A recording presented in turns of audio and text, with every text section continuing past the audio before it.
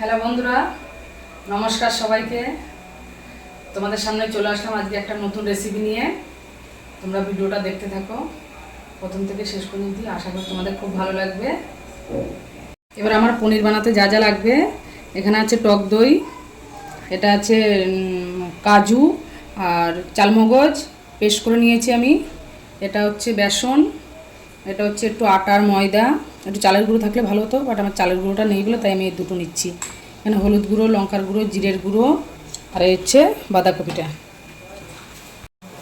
জলটা গরম হয়ে গেছে, বাঁধাকপিটা আমি 5 মিনিটের মতো সিদ্ধ করে নেব।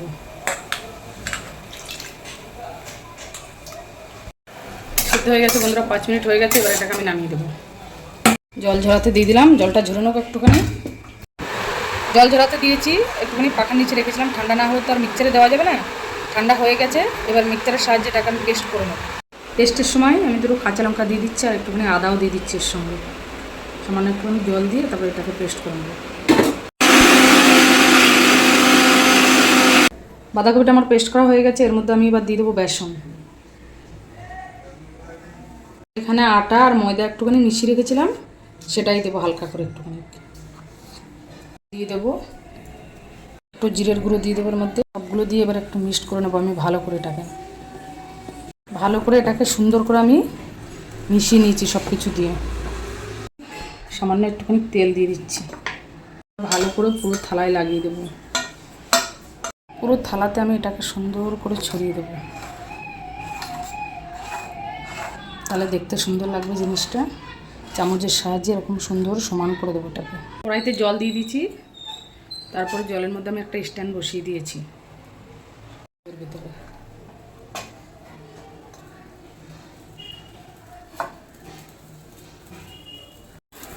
এটাকে আমি 10 থেকে 15 মিনিট ঢাকা দিয়ে রাখবো।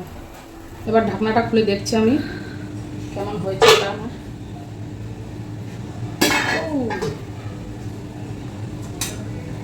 হয়েছে?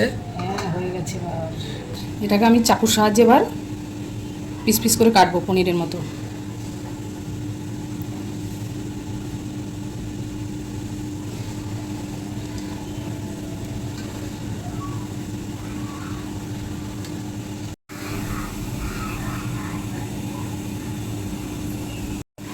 এবার এরকম ছোটো ছোটো পিস করে আমি এটাকে কেটে নিচ্ছি। এগুলোকে লাল লাল করে ভেজে নেব। দেখো সব আমি সুন্দর করে লাল লাল করে ভেজে নিয়েছি। তেলে একটুখানি কালো জিরে দিচ্ছি, আমি একটু আদা গ্রেট করে রেখেছিলাম, আদাটা দিচ্ছি। জিরের গুঁড়ো, লঙ্কার গুঁড়ো, হলুদ গুঁড়ো দিয়ে আমি একটু মিক্সড করে নেব জলের সাহায্যে।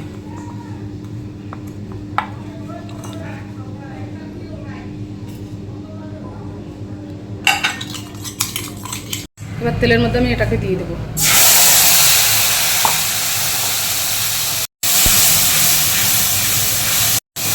এবার সব কিছু দিয়ে একটু নাড়ি চাড়িয়ে নিচ্ছি, কারণ এটার সঙ্গে আমি কোনো পেঁয়াজ রসুন দিচ্ছি না, নিরামিষ পদ্ধতিতে তৈরি করছি।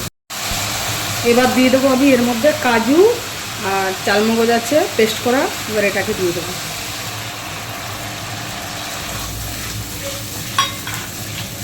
একটু নাড়াচাড়া করবো।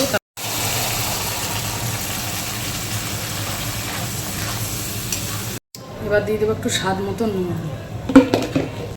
সামান্য একটুখানি চিনি দেবো। এবার একটু ভালো করে আমি নাড়িয়ে চাড়িয়ে নিচ্ছি মশলাটাকে। এবার যে আমি পনিরগুলো তৈরি করেছিলাম, এবার আমি পনিরটা দিয়ে দেবো এর মধ্যে,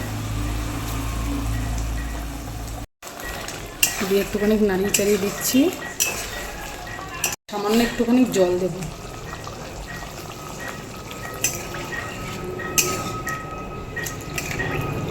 এবার জলটা দিয়ে একটু নেড়ে দিয়েছি আমি। এবার বেশিক্ষণ লাগবে না, এটা 5 মিনিট লাগবে। 5 মিনিট আমি ঢাকা দিয়ে রাখছি।